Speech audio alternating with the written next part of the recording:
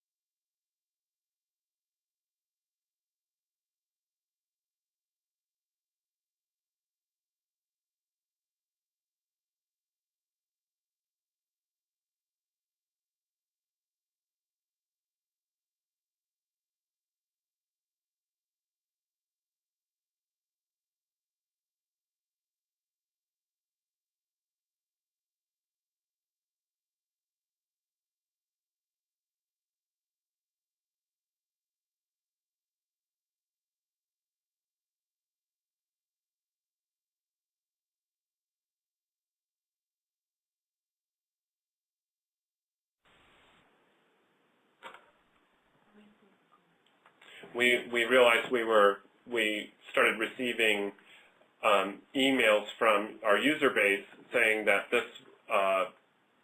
this graph actually was taken into their doctors and they were now seizure-free. All they had to do was adjust the medication by time of day.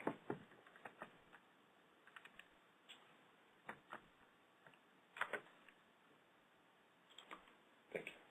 This is a seizure type by type graph. So looking at seizures and seizure severity specifically, as we're changing medications, this graph will actually let you look at the medication dosages and seizures by type. So if we're looking to say if we're having simple partial seizures or we're having generalized seizures, that's often a good indicator of seizure severity. So if we're changing treatments, one of the ways to look at efficacy is by seizure severity, by seizure typing, and not necessarily just by seizure count.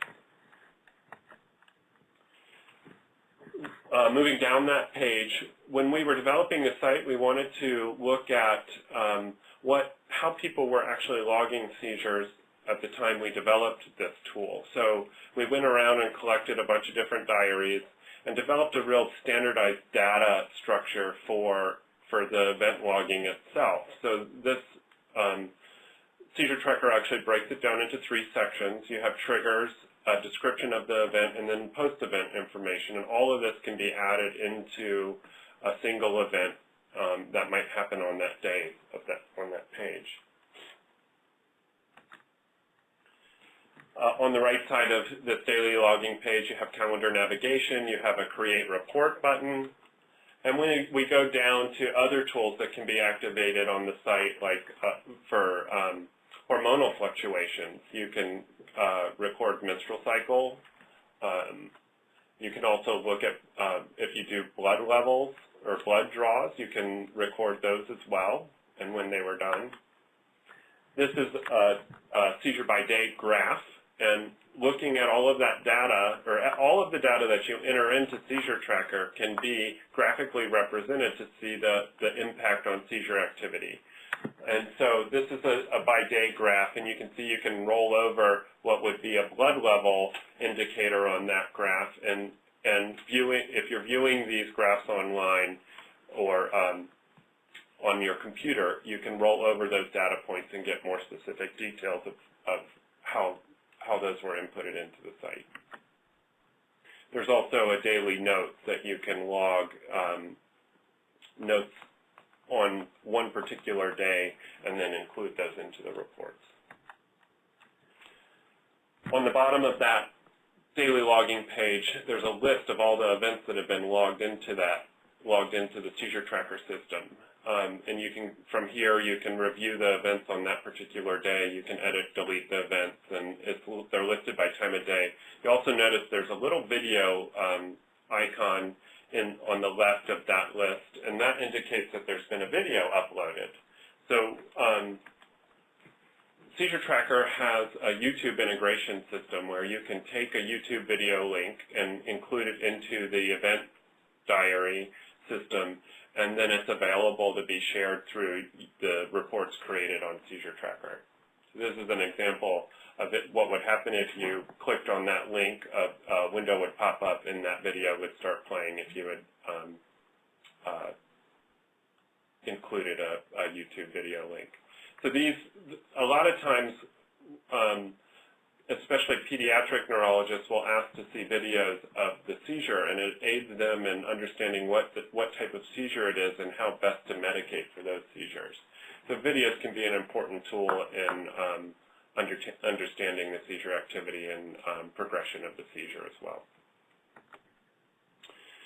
So as we were building this, we were really wanting to make sure that access was not an issue. So this is some of the earlier solutions we had to that, and we still do most of this, is all of the forms that get added to Seizure Tracker have a paper or a printable form available on the website that mirrors that form. So you can come through and actually print out forms like this. This is a binder style form and from the seizure log page, and you can easily come through and do checkboxes of the same data points that are available on the site you can do on this paper diary, and then quickly go back into the site and add these in.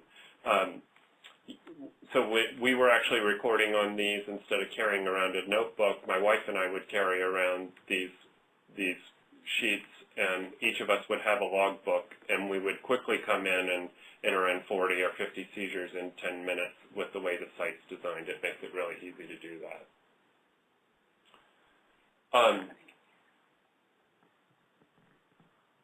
Also, for this binder log, we realized that our user base started using these logs for logging seizures in school. So we have a bunch of users that have told us that they're actually requiring in their IEPs for their school to be logging on these seizure tracker binder logs.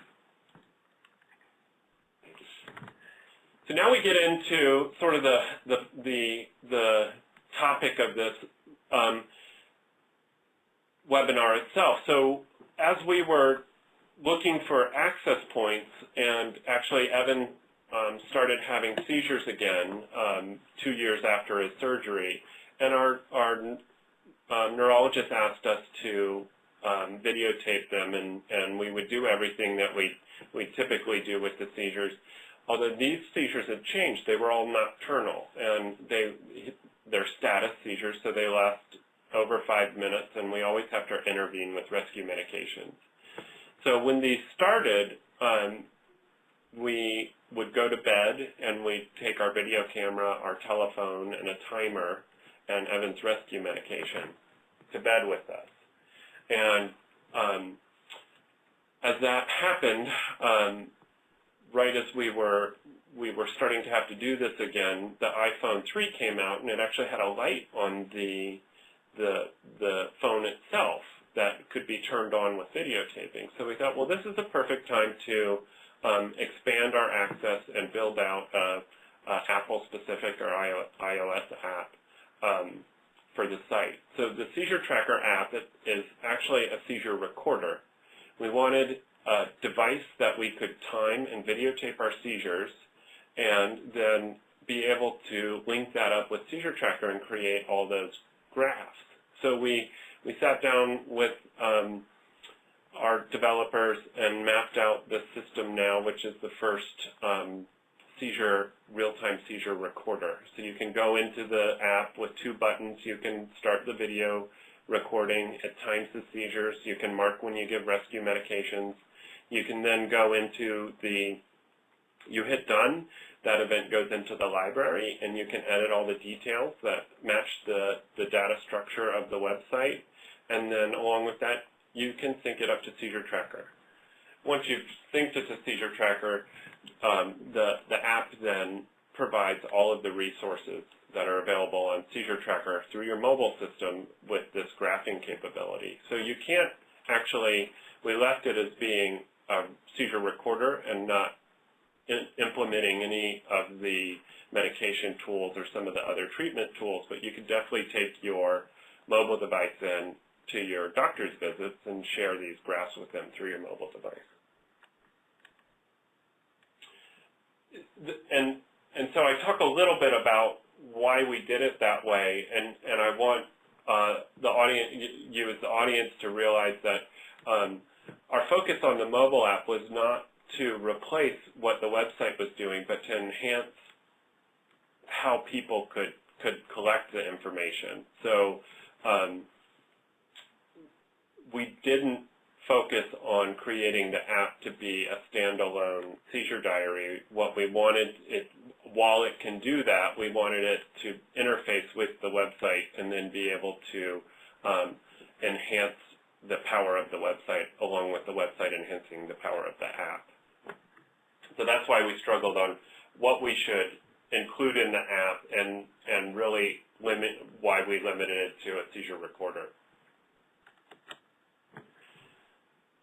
So as I discussed with the motivation for creating the site, we were really looking at improving communication between patients and doctors or patients and care providers. So being able to leverage seizure tracker to be used across the care system.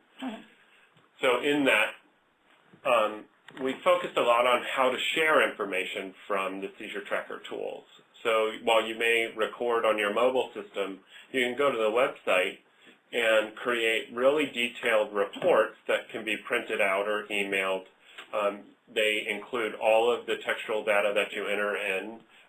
If they're viewed online, they can be shared, and the videos can easily be accessed, and they include treatment histories and other highlights of the seizure events.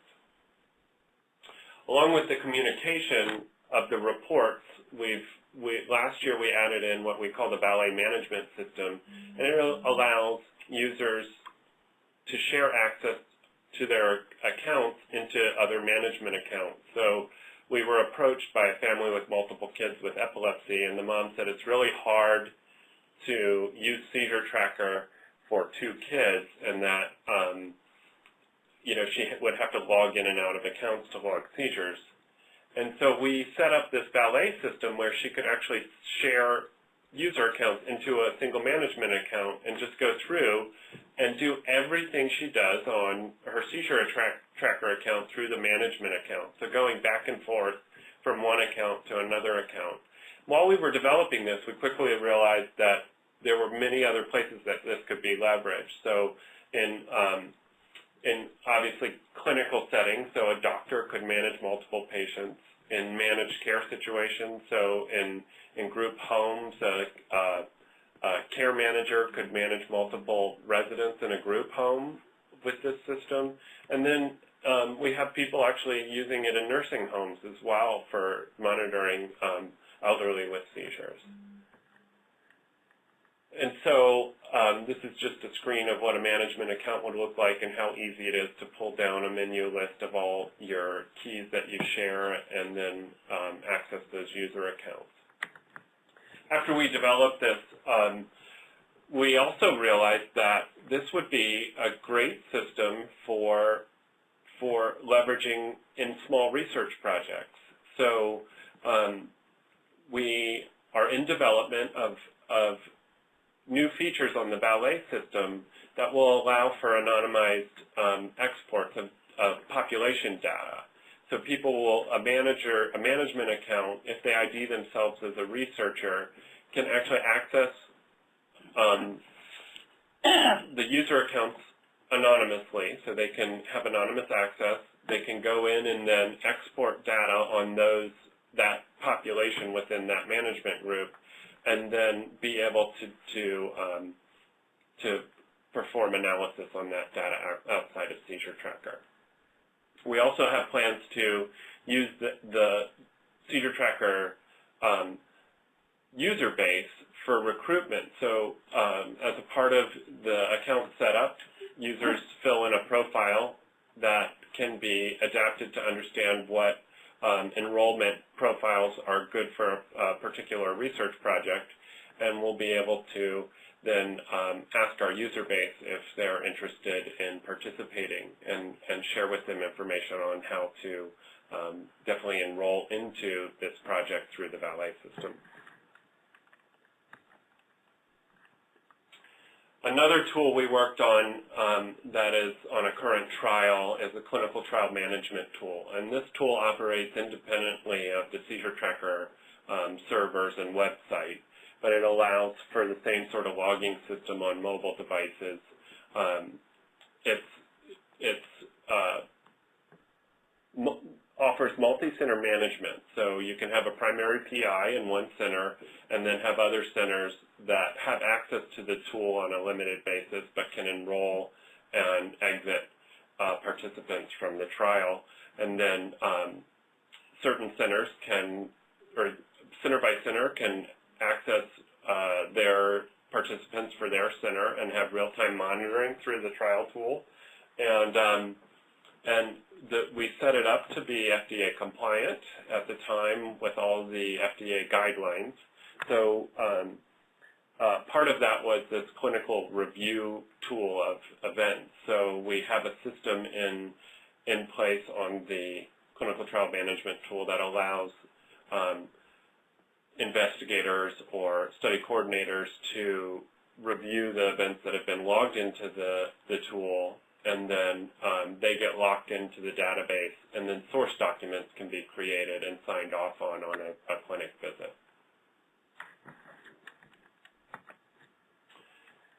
So again, looking at the website, what we were striving for and where it's come to now, we were really trying to improve access to seizure logging itself and improving the data that's collected through these systems. So the seizure tracker system looks at seizure severity. We can compare treatments. We can illustrate trends by looking at the graphical representations, and definitely longitudinally. So you can create reports up to a year in length.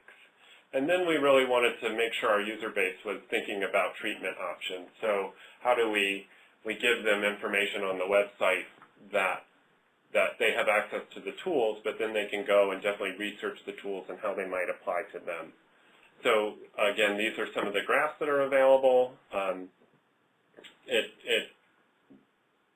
Our thought process is that the more information you can collect, as long as you can represent it in a way that's useful and be presented in a fairly rapid time span, like a clinical visit, that it'll definitely help manage with care for people living with epilepsy.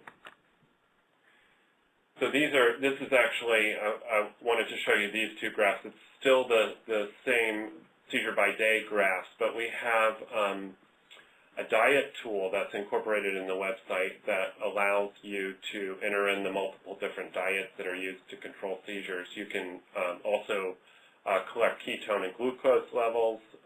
You can look at fat ratios in these diets, and those are represented on the graphs as well. So that green line in the upper graph represents when a diet was active.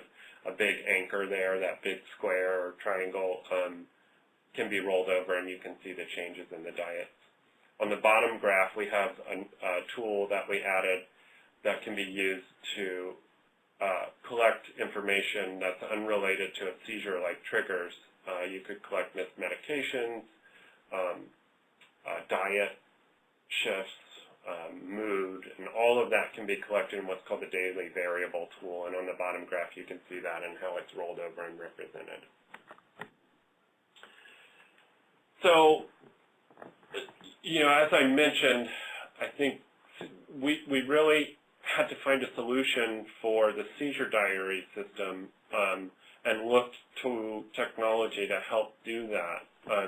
As I mentioned with Evan, he started having these nocturnal seizures, and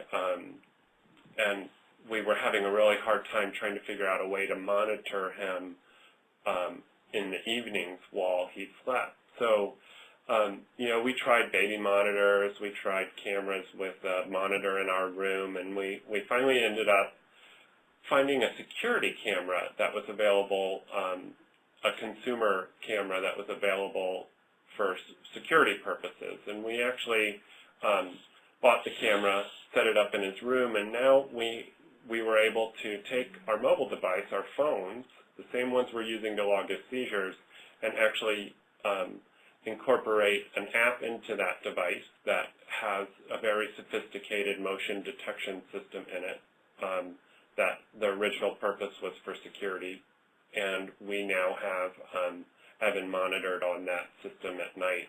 We put him to bed in his bed and turn the monitor system on, and then Lisa and I have a few hours knowing that we can watch him easily throughout the house on this mobile device through our security cameras.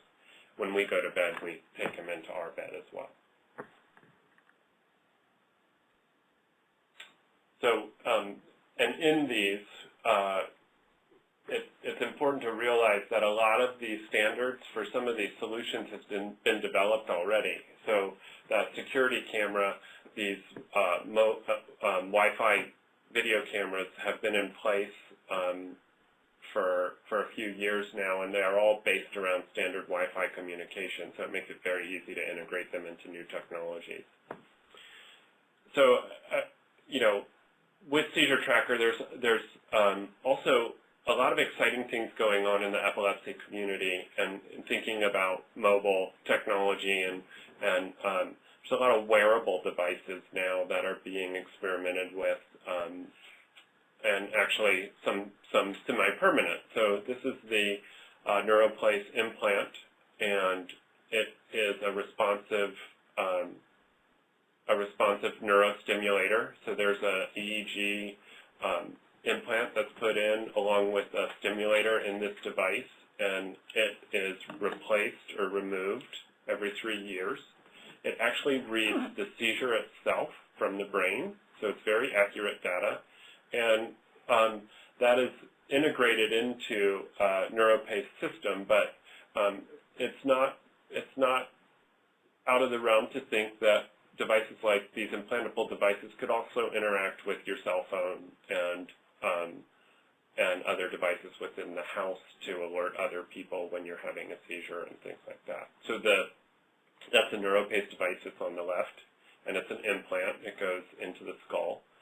The middle device is a skin conductance measurement device, and it actually measures the sweat levels that happen pre-seizure. So it's being experimented with for actually alerting to seizure activity, and interacts with mobile devices nearby, and can then alert caregivers that if a seizure is imminent. So again, a lot of these are operating on standard data systems that are pre-exist. The last one is a motion detection device. It's a smart monitor. It measures movement and can be very effective in understanding seizure activity in when there are clinical motor-involved seizures. So that's a wearable device. It actually tells time as well, and integrates into a mobile system, so you can use that to actually diary seizures as well. So in that, we are coming up with all of these technologies and adapting them. I think we really need to understand that the world of technology in medicine is rapidly changing, and people are filling needs very quickly, and thinking about best ways to do that, and looking at the technologies that exist and what will exist in the very short future. One thing that we've thought of with Seizure Tracker, and most of the successful devices think of, is how usable are these devices? Are they practical? Are they devices that will be make sense to have with you 24 hours a day? And are they going to impede other lifestyles or activities? And so, food for thought. Also, I think we need to think a lot about how these technologies interact. The data standards need to be set up fairly early on for them to be successful in working together. And so, as with the Seizure Tracker system, we need to think about not only are we using mobile devices, but is it something we have to integrate with our home computers, with our medical records in their entirety, and how do we best leverage this technology to really improve care? So looking at that, I think it's all relational on how we collect this data, and really hope that we have perspectives in the medical community and the technology community to definitely set standards that will let these things talk to each other. So I hope that sort of, I wanted to really go through briefly what the site did, how we've been leveraging both mobile and some of the other systems in clinical care and in our personal care, and definitely moving forward on the research side. So thank you for listening, and we'd be happy to answer any questions, and thank you at NIH for inviting us to share. Great. Thank you so much. That was just a fascinating journey, and we all hope your son is doing well. So, do we have any questions? We don't have any questions. Well, so I have a question. I guess I was fascinated. We were always talking in research about visualizing the data, and it seems like you really spent a lot of time thinking about visualizing the data. And so where did that come from? How did you? So that's a great question, and I think that's part of the most enjoyable, it's one of the most enjoyable parts of this system for me to be able to look at and then be able to leverage our relationships within the clinical environment and the patient environment to say, well, how can we take the data that we collect, the standardized data, and then represent it in a way that it's most effective for making decisions on treatment. So, you know, when we sat down to develop the site, there were many parents that were out there doing this on Excel spreadsheets, and then there were docs that would sit down and graph out patients individually and look at. So we really asked, well, what do you look for? And then how do we adapt our data structure into those needs? And it's cyclical. I think we developed a data structure knowing that we wanted to visualize it a certain way, and then on top of that, we might add to our data structure depending on how it needed to be visualized. So I think both of them feed off of each other. I would say that it is so important to have a communication with your user base, understand how they're using the data, and then making sure you're meeting those needs. So is it basically a user-centered design? It is.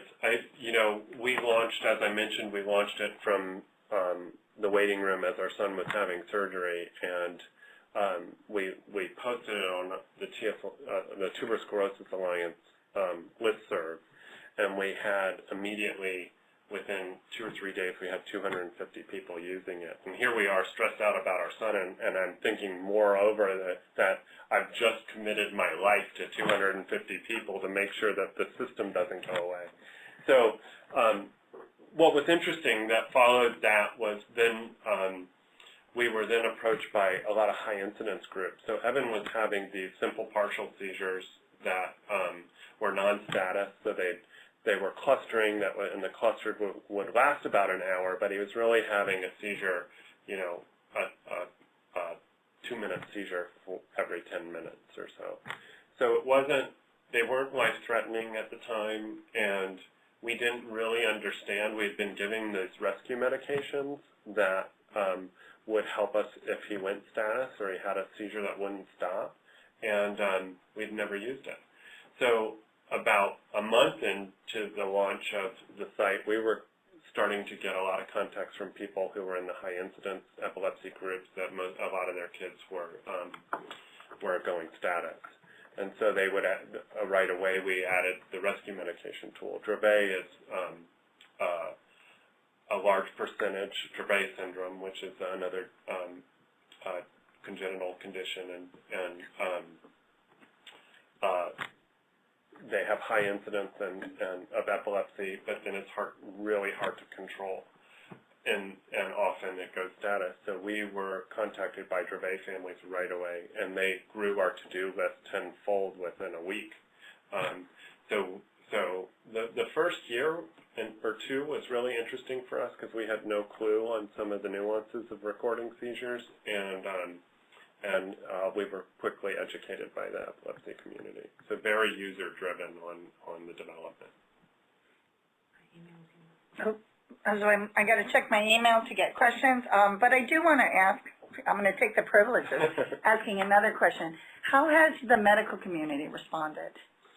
So it was interesting. I think, so we launched in 2007, and we've done a lot of patient outreach and through a lot of the epilepsy foundation, the regional epilepsy foundations, and then a lot on social media. But we do every year attend some of the national conferences for professionals, and it's funny because I think in 2008 we we're at a little table in the back corner of one of the conferences, and people would come up and say, oh, cool, a family project, and we'll see how long this lasts and how impactful it is. Well, now when we go to those conferences, we can't eat, we can't leave our booth. There's so many people coming to talk to us and ask us what's going on, what's new on the site, and we've had a really good response from the professional community as the site's grown. And it's really based on this user up sharing. So the users come in, they use it, they can easily share the reports from the site, and they're effective on clinical management. They help the doctor understand how to look at the data in a very rapid way. You know, you can't be getting a graph that says, look at these seizures. They've gone down or they've gone up with this treatment change. So I think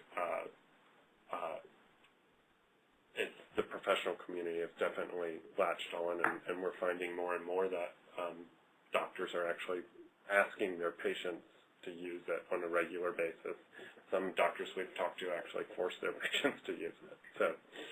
So that kind of leads perfectly to one of our questions, that is, have you thought at all about interacting with the EMR for this? Have you worked at all with anyone about thinking about an interaction into the electronic health records? Yeah, so that is definitely something we've been looking into and want to provide better services in clinical management. And how do you do that, you know, complying with HIPAA and understanding the technology.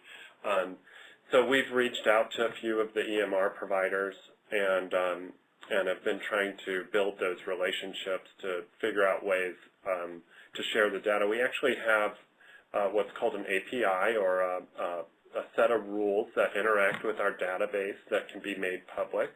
So and we're redoing our app actually over the next couple months, and part of that process will be building out our API to where it can be made public and shared more widely.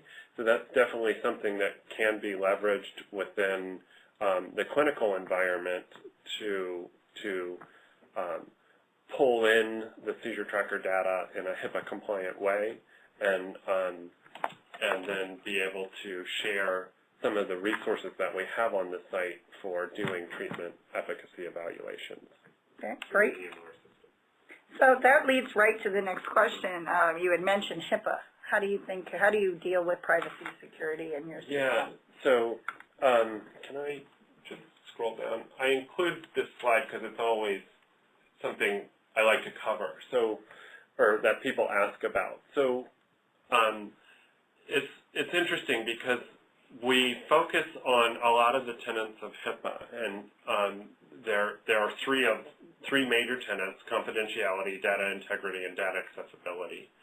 So you know, we focus a lot on security for the site, understanding that people want their data to be private, and that we try to make sure that we are updating our system in a way that is most secure practices. So we do that. Our servers are on isolated servers and secure data center. They're only accessible through seizure tracker staff, and they can. I actually have never seen our servers, and the person who manages our servers is the only one that's ever touched them, and they're in key-carded, secure building and inside of that in a chain link gate fenced and password protected for access and all of that. So we really have tried to focus on security. For data integrity, there's using the site in the way it's structured, there's a continual evaluation on how the data is entered and how it's interpreted. So a user could go in, enter in the data, and they're going to see right off if it's not representative of what they thought it was going to be. And our data backup is off-site. So we back up the data every 24 hours on-site, and then we back up the data off-site every 7 days. So we can actually restore our database with a 24-hour purview on that. And Again, we focused on data accessibility since the beginning of the site development. So, we have the website itself to access the data. You can actually enter in on paper logs, enter them into the site. You can enter in and access data on your mobile system. You can actually, we implemented what's called a blue button technology now. It's hip in the Picori circles, and users can actually go to their account and export all of their data into an Excel file. And so we just wanted to make sure that people could get their data off of the site if they wanted to migrate to another tool. We'll be enhancing that shortly to be able to upload files onto Seizure Tracker if they meet a certain standard. Great. So while we're not certified HIPAA, we do follow 3 of the major tenets of HIPAA. Yeah, and I think that's important to note because I think in the research community we really appreciate the fact that you're not a HIPAA-covered entity following the HIPAA standards. So, I mean, it shows the way you're doing things, how quality. And I'd say it leads to the next question, which is, have you published this? Do you have any, are there any academic papers? So we did a paper along with a few other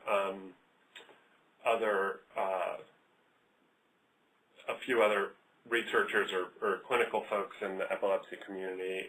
There was a diary. It was a paper on the future of seizure diaries or using seizure diaries within the epilepsy community. So that was going out. We actually have a research initiative that we started with the NIH, and there's a fellow in the clinical side of NINDS that asked for access to our data. So we were very hesitant, not wanting to impede user trust in the site on sharing the data. So last month, or 2 months ago, we put out a survey to our community asking what their interest was in research, and there was an overwhelming interest in sharing anonymized data from the site. I think it was 98% said they would like their data shared anonymously if they thought it would move research forward in the epilepsy community.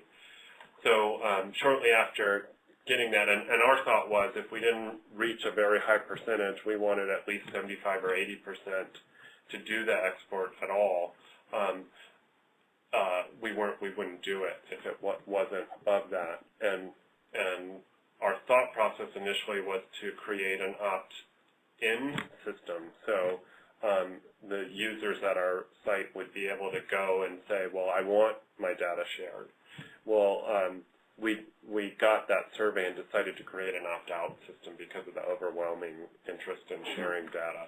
So last month we added a opt-out system into the account settings on Seizure Tracker, so now people can go in and say, I don't want my data shared anonymously or not. Great. All right.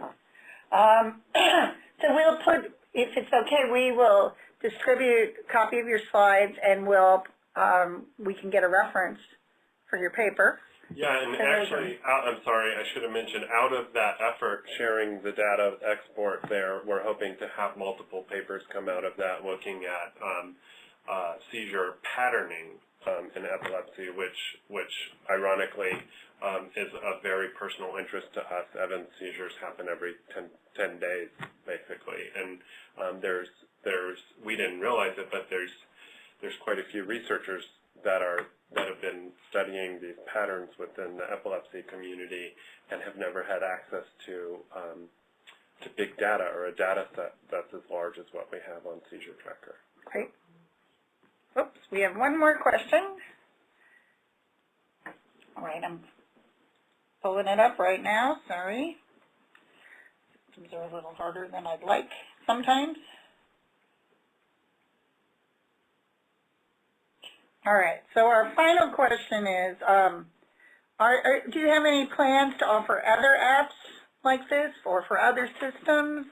I guess you have it for the iPhones. Do you consider doing this on Android? Oh, I see. The crossover of what what mobile system to use them on. So we initially did all of our development in iOS or Apple devices because of the testing environment. So with Apple, you really only have to test in 8 devices and 3 operating systems.